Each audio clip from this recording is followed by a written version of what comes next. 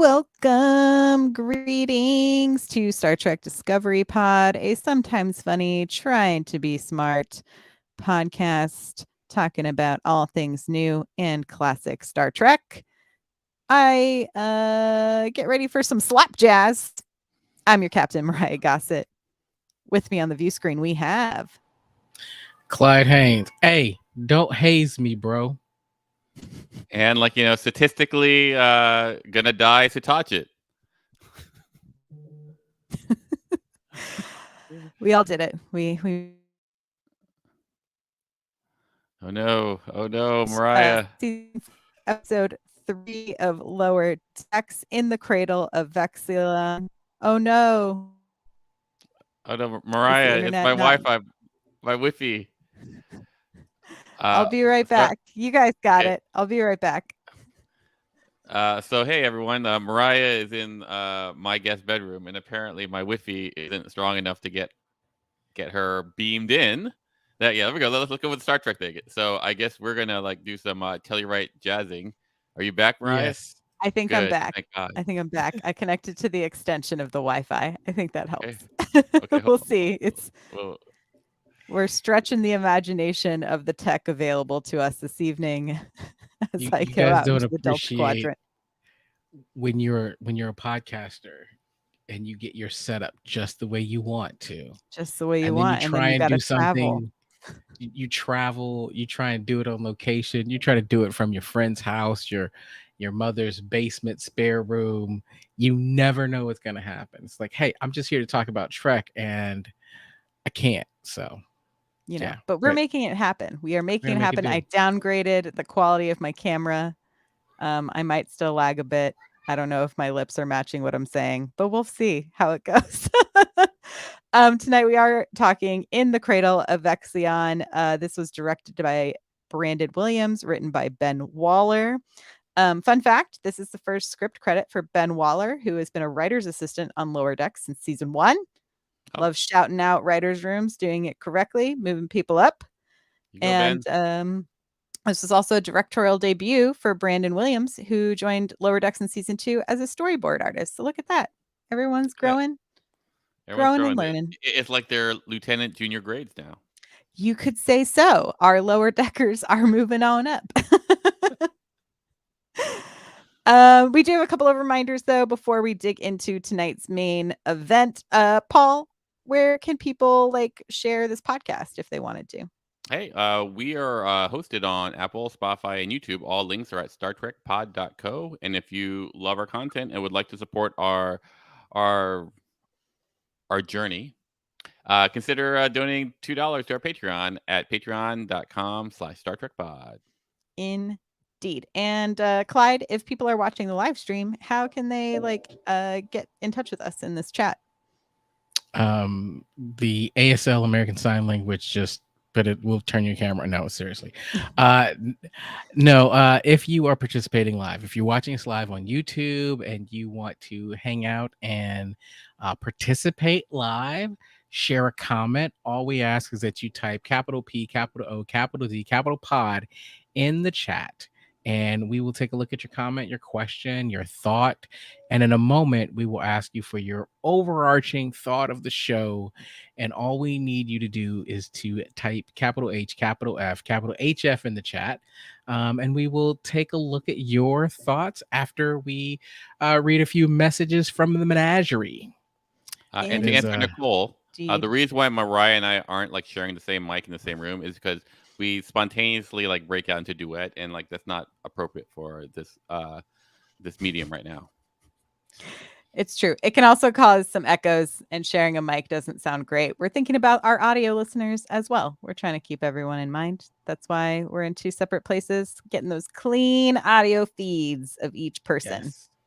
And speaking of message from the menagerie, for you podcast only listeners, it's a great way. If you are a Patreon subscriber, then you can drop us a message in our Message of the Menagerie on our Slack channel, and we can read your HF or your pod notes right here on the show, even though you're not watching us live.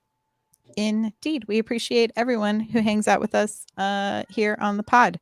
So I do think it might be time for us to get into, and I feel like I need to make some videos for our messages from the menagerie. But in the meantime, we'll just all count it down under some hot freaks!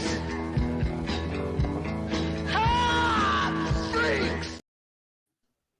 Okay, well, we gather our thoughts. Here are some messages from the menagerie. Kuhn says, hot freak, I'll never love hearing a la Marine, but only Lower Decks could find a way to make any part of Deep Space Nine move along home feel interesting. The fourth season is a hit so far. Karen, my hot freak is that this was enjoyable and kind of middle of the road solid LDS. The third eps tend to be like this. It was also more of a standard Star Trek straight up episode while still being humorous. And Jack's into art. Who knew? His layers keep unfolding. Also, very much appreciated a Twin Peaks homage. Home Chicky says, I'm a fan of the koala cameo. Liked how Boimler learned about delegation, leading versus doing, and then good weasel, nice weasel, lols. All great observations. Clyde will BRB. He had to take a quick trip to the Delta Quadrant. So in the meantime, Paul. Smooth. What was your hot freak? I think it's I think someone said it, like middle of the road good. Like, I have no real criticisms towards it. Like, I mean, I don't know if like if there was any concept that was so new to me. Like it felt like it grabbed a lot of tropes that we know and like references and put them together in a very enjoyable way. Much like the cake I'm baking right now. Like, it's going to be acceptable and perhaps forgettable, but like, at the time you're going to enjoy it. Yeah, and that's why we're gonna like phaser Clyde. Oh my God, I'm so embarrassed. Be nice to me. Let's see what the chat has to say while Clyde collects his thoughts. Nicole says, pod, it was solid, but nothing worth writing home about. We'll let some more come in. But Clyde, what's your hot freak of this episode? I think after last week, I had big expectations. Like, I was like, oh man, I can't wait. Like I got my routine and everything. Like, I was sitting down and was really into it, and then found myself yelling at Boimler in particular, and was just really annoyed.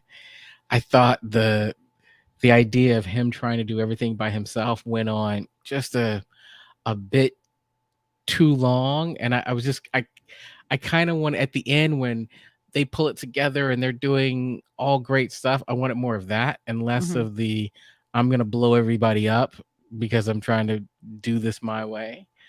So that just didn't quite connect with me. And Freeman trying to do this on her own, like it was definitely an episode about doing things on your own is a bad idea, and we're going to spend way too long getting there. But on the other hand, I love the fact that this was a computer that was running a planet that wasn't evil. Like, I kept waiting for this, like for them to reboot it and it just be the demon computer, and it wasn't. And I was like, that's a nice change of pace. Well, has there been a trend of that? Maybe once or twice or 16 times. Yeah. Yeah. Okay. Truly the nicest computer we've ever had on Star Trek, I think, in a long besides our ship's computers, So kind, so considerate. And so considerate. Just, I'm so sorry. Like, did I do that? Like, it was just wonderful. Like, it was a very pleasant computer. I would like to have tea sometime with that computer. Yeah. Oh, I think I'm with y'all. This was, I don't think I will say this was very rewatchable, because I don't know if it was because the first time I watched this episode, it was at 4:00 in the morning, and then I watched it at a much more normal time, but I definitely laughed out loud and found a lot of layers of jokes, like all Lower Decks episodes go. There's definitely lots of humor. There's lots of things I want to talk to y'all about. again, the references on references. I think it's a really strong structure. I enjoyed watching Boimler kind of have to learn this lesson as someone who has in the past struggled to delegate tasks. I really identified with Boimler in this episode. When you're just like, well, why would I show someone how to do this when I can do this and it's faster if I do this? But it's because then you can go do other things if you teach people how to go do these things, and then you get more things done. We all know those things. We've had to learn these things the hard way. I don't know what you're talking about. But to go off that, like, I would say the issue for me, and this goes off a bit of Clyde, is that it didn't escalate after that. Like, so I mean, just Boimler died. But Boimler didn't die messing up. Boimler died doing his job, right? Right. So, like, what would really be funny if, like, oh, let me show you how to do it, and then he puts it in and goes, you do this, and boom, and then he dies immediately after that. That would have been hilarious. And then it would have it could go in a different direction. But, like, in this case here, like, I think both storylines, all three storylines actually, kind of are static. They don't evolve in a way that I take it back. Maybe the on the board on the ship episode where, like, like, oh, what about these the hidden set of, like, isolinear chips.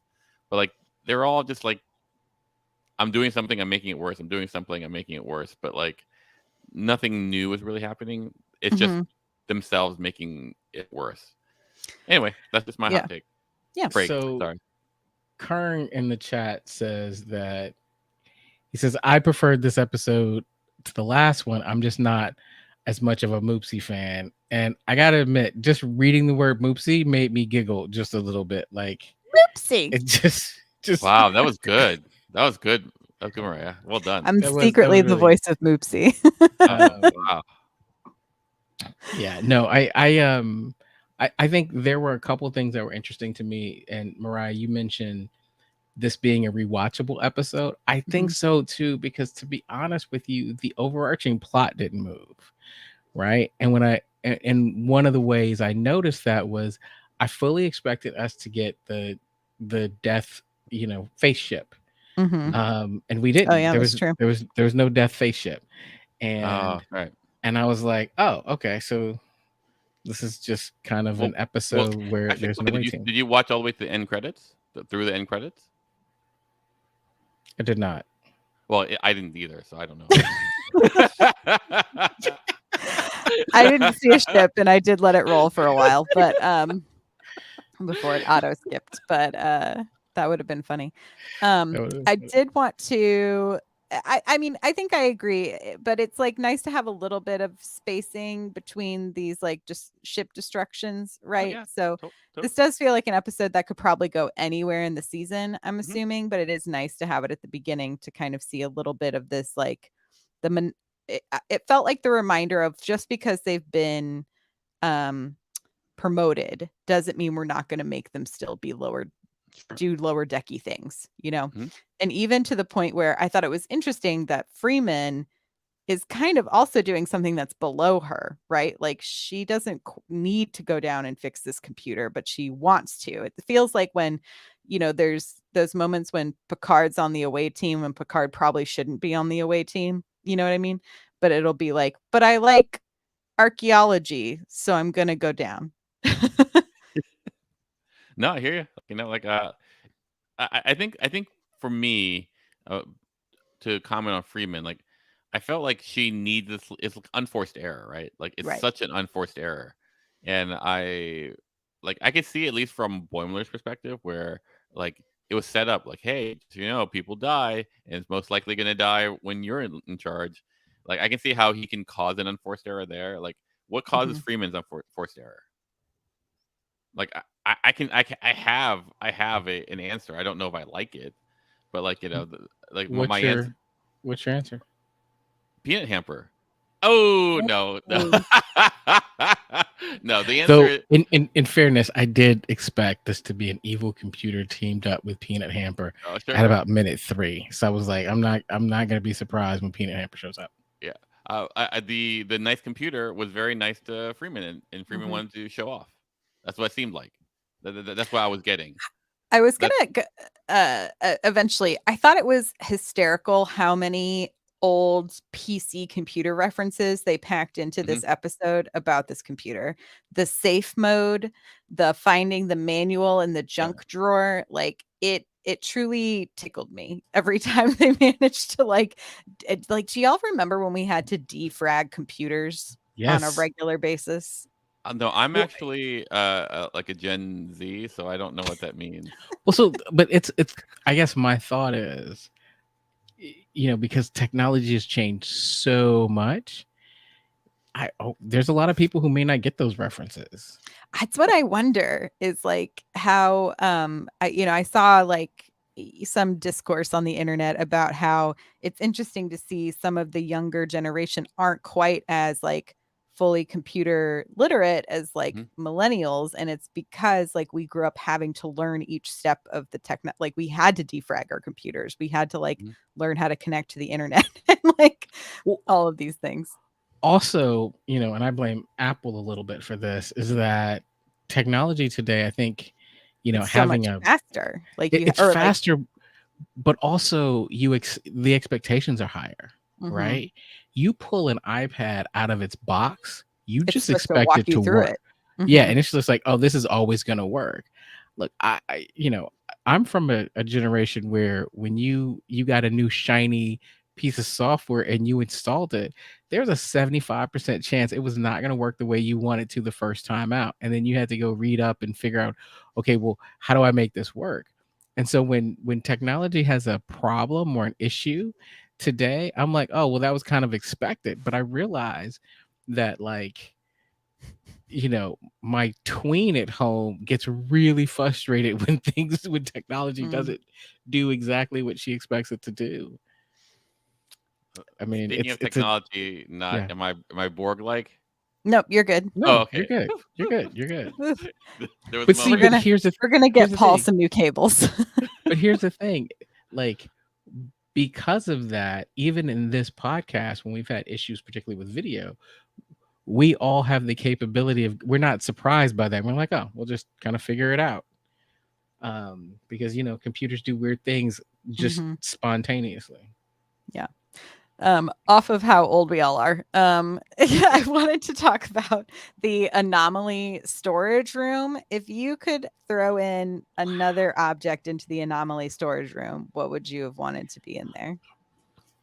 It had to be the drug induced like glasses that you put over and you play the game, and then like those are always my favorite. The Ashley Judd mind control glasses. Not that but she was in the episode.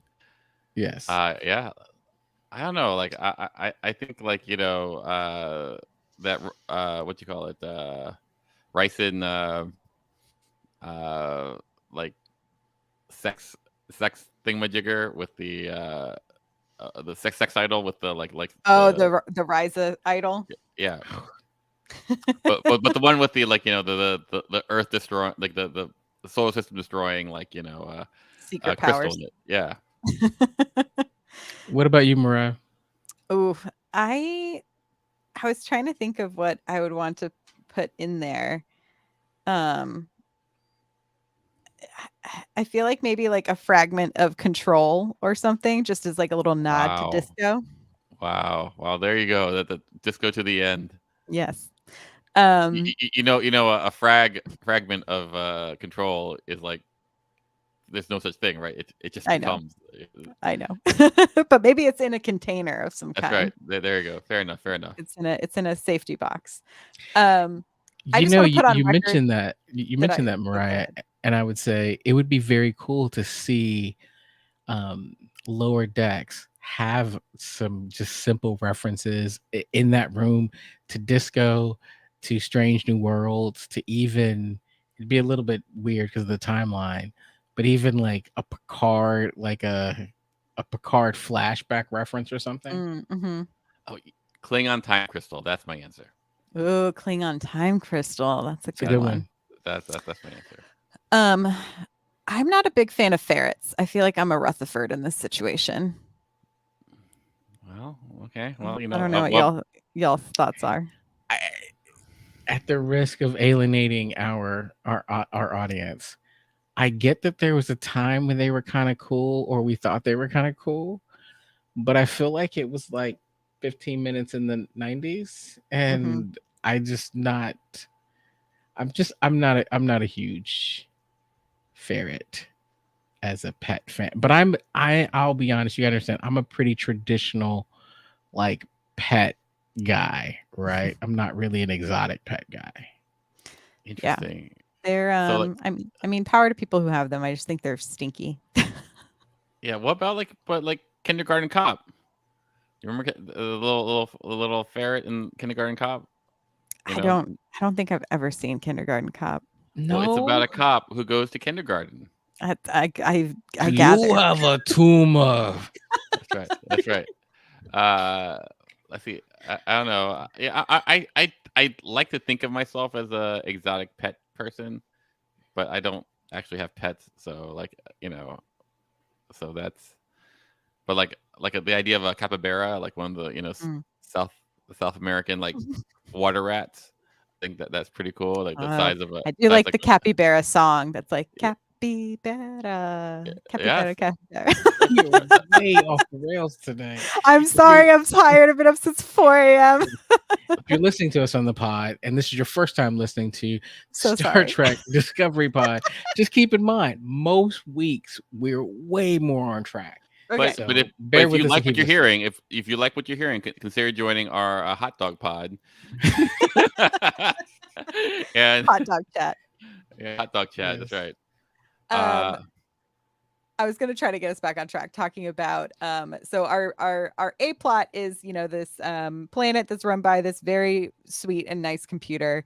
Our B plot is Mariner, Tendi, and Rutherford having to do these ensign style tasks that they at first believe to be hazing. We find out at the end is hazing. But they go above and beyond because they are good people, which I saw, to remove a prank that they sort of put back on the officer who was hazing them initially to scan all of the tiny chips in that isolinear chips in that big matrix room. If you had to haze a new lieutenant, what would you make them do? Haze a new lieutenant? Yeah, I don't know. You go, Clyde. Clean the holodeck. Holodeck. I mean, that's pretty classic ensign work. I don't know. I for whatever reason that the room within the cell next to the cell with the blinding red light, I have to be in there for some reason. I think that'd be great without the what you call it, the frosted glass. And so but I'm cold. I feel like having to clean the tank for the whales. Yeah, I was like sick. I'm losing words. It starts with the ops. It's like whatever the scientific term is for those dolphin whales. Yes. Cleaning their tank. Well, I was trying to think of like what are the tasks that they always have to do that happen real quick.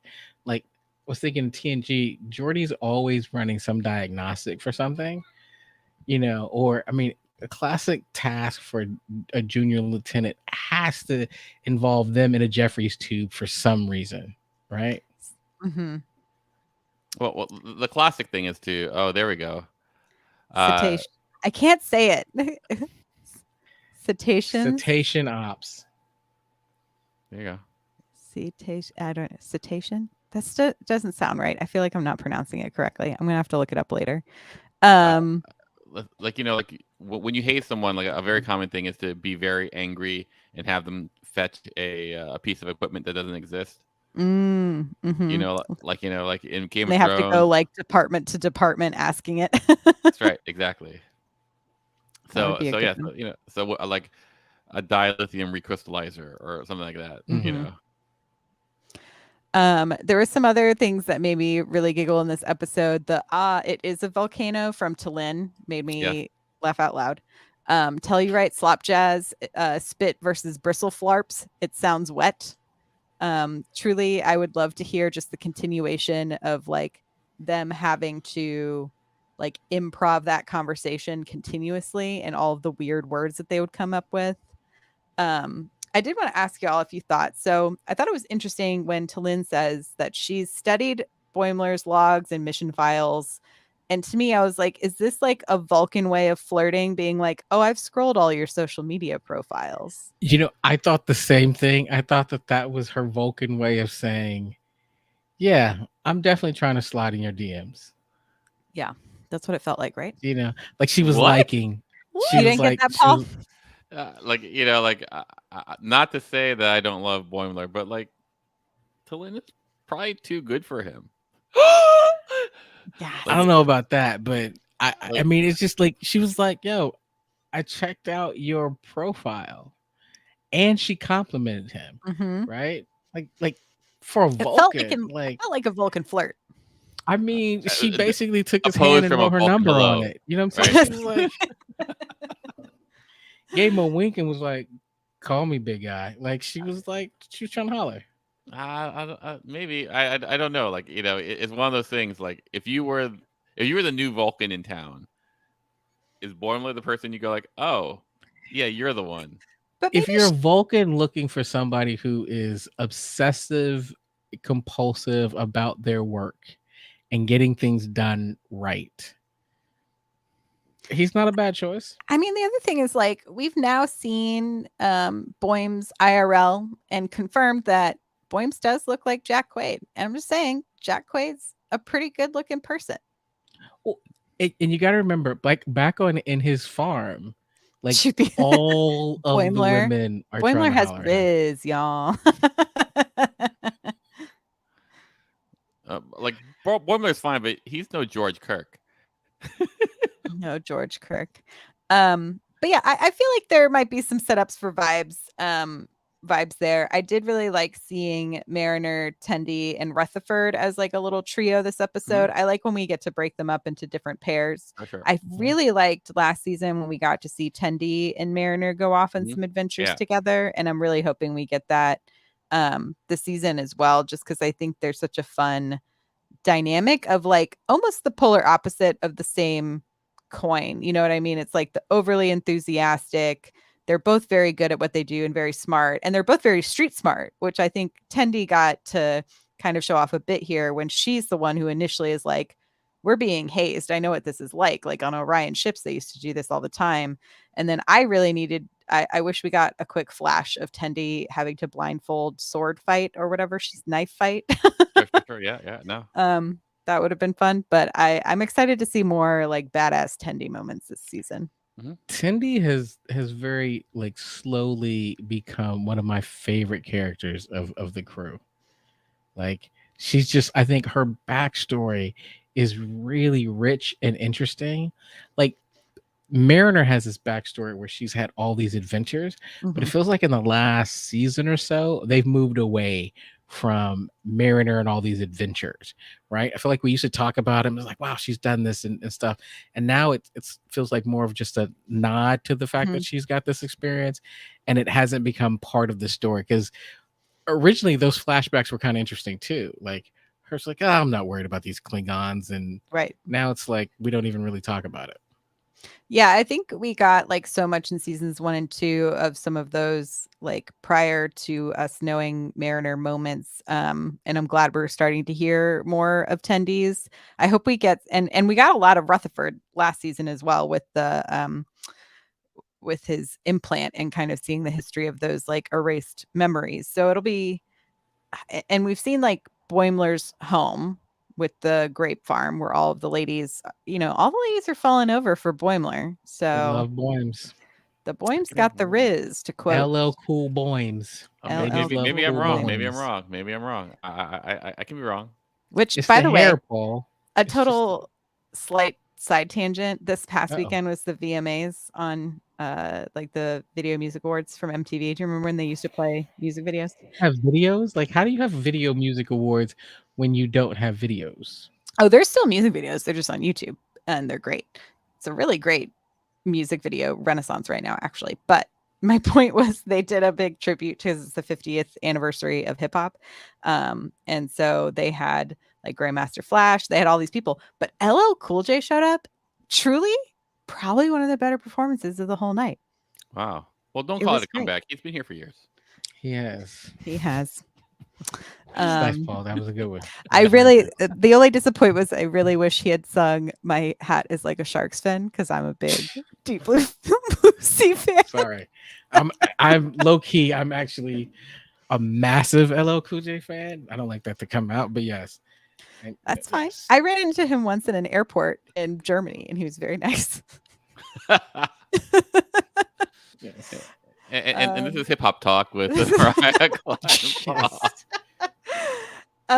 this is what happens where we're hopped up on Catch Yourself White, everyone. Like, you know, Catch Yourself White. It's causing that really sloppy jazz. The Telluride that jazz. stuff will mess you up. Mess you up, man. I did love Rutherford's speed racer version of going through the entire game. I thought those were like a great way to do all some fun nods to DS9 episode. And I also liked at the very end, we had the Catan probe from Inner Light that hit the Betazoid gift box. And he's like, I miss my wife. Oh, wait, what was that reference? I think I might have missed that reference. Oh, it's from the episode Inner Light where there's like this thing that beamed Picard into an alternate universe where he lived a separate life. Oh, that's right. Okay, whole life. A whole life. Like from like he was a grandfather. With it's the flute one. It's the flute. The flute, yes. Mm-hmm. So I didn't realize that's what the probe was. Yeah. Oh, that's so much more funny now. Yeah. So in the Betazoid's like, I miss my wife. That's hilarious. That's so many. This is what I mean. Second watch, you see, like there's so many more. I didn't realize. Think that Picard would have more references to this life he lived. You know, that is something to ponder. Picard, like he he's had 2 lives and now he's a robot. Like I mean, like he's had quite a few. Yeah, Speaking of characters who get resurrected, Boimler does die at the end. Did you all actually think he was dead? No. I mean, he did. He died. He did. He just got brought back. He saw the koala. Yeah. And I love the fact that the koala was there. Like I'm a big fan of the koala. And I love, like, if y'all watch with the closed captions on, when the koala is making noises, it says "speaking koala." Which is just like, it's the details, y'all. It's really the details that make me giggle in this show. And then Boimler does go to the Twin Peaks Red Room, seemingly, which is also a deep cut. I didn't realize there was so much Twin Peaks happening in Star Trek, but yeah, it's a good time. Yeah, and then we kind of end with they were being hazed. I liked Cheapy brought up earlier. I was surprised by Ransom being an art fan. I want to know more. And I kind of liked that, it took this whole episode was kind of about the need for teamwork, both as upper deckers and lower deckers, to actually get the job done. Right, is our end message. Sure, I guess so. So one thing that I thought was interesting is Dr. Tiana or Tana, and it was like just the fact that holy shit, like, it worked. It's just like, give him whatever worked the first time. It's this change, and I think it's different from what it was, particularly in the first 2 seasons, and maybe even last season. We're so used to the Doctor on Star Trek being so good at what they do, so good that every Doctor on every series does something that then is in medical journals, and they're one of the best doctors to ever be a doctor in the universe, right? And Tiana's just like, it worked, like so kind of like surprised about everything that this is a different take. Like it's almost like she's the lower decks doctor. Yeah, like the California class doctor. We're she's still resurrecting people, so give it to her. She's resurrected. I mean, Shax is still around. She's done it multiple times at this point. Yeah, no. It's like I never considered that like Star Trek is basically a zombie show. It's zombie show, a metaphor of the parable of Christ. You know, all available to you in Star Trek. That's right. It all works. Get a little everything with your Trek. It's kind of like a quite the journey. Bollywood film through the stars. You're gonna get everything. Uncharted territories. Anything else about this particular episode? Shout out to I love Oscar Montoya, who voiced the computer on the show this week. He is someone who's also on this show on Stars called Minx. That's super fun. And that was like a fun surprise. I think I'm going to actually see him tomorrow. So I'm going to be like, hey, welcome to the Star Trek universe. Also, way to be the only non-evil computer we've ever had on the show. Like ever. Yeah. And then he goes to you, just so you know, I am evil. I would love it. Secrets spilled. Yeah, overall, I mean, I enjoyed the episode. I'm excited to get back to kind of our mystery box of the season, and see probably Badgie showing up at some point, or some weird Badgie whale situation with the ship. Have y'all had any other thoughts or predictions to what the weird spaceship is that's blowing up all these ships? I'm hoping it's something new. Mm-hmm. Like, I'm hoping that it's a throwback. I hope it's something old where you go like, aha. But then I just thought, like, just right now, I go like, okay, so they destroyed a Klingon ship, a Romulan ship, and they destroyed something else yet? Or just not yet, just those two. And so, like, who would want to destroy those ships? That's my thought process. Like, maybe it's Khan. What did Khan have against the Romulans? You know, all the Romulans do is like backstab each other. I don't know. So I guess that's what it'd be interesting. It'd be interesting to see what, like, why that was it just randomly like it'd be random if it was like a Pac-led ship. Ooh, like you know, like shiny ship. I'm done with the Pac-leds. Yeah, I'm done with Chippy says, I don't think that the people have been killed. They've been transported. That's interesting. Ooh, Choopy with hot breaks. I mean, pretty soon we're gonna have a whole segment of the show called Choopy's Theories. Choopy Theories. And only in the best way. Yes, of course. I love a good theory. It's one of my favorite parts of this podcast is coming up with crazy theories. You do come up with some of the best crazy theories. I love a good Glenn crazy and Boimler. Yeah, calling it now. Corner pocket. Pocket. 4 credits, you know. Myrriah's calling her shot. That's right. I love it. Okay, y'all. I think that is it for tonight. We will be back next week for another episode of Lower Decks coverage. You can subscribe, rate, and review on Apple. You can also rate the show on Spotify. Visit StarTrekPod.co to find everywhere you can listen to the show, as well as the links to our Patreon, where you can leave us messages in the menagerie. I'm going to just check it one more time. Got them all for this week. We're excited to share from our listeners. So if you want to share with us, join that Patreon for just $2 an episode. Clyde, where can people follow us on the internet? You can follow us at Star Trek Pod wherever you follow stuff. Yeah, do it at Star Trek Thanks, Pod. Karen. We're gonna try to maybe get on Threads. I'm figuring it out. Thank you all so much. We will see you all next time.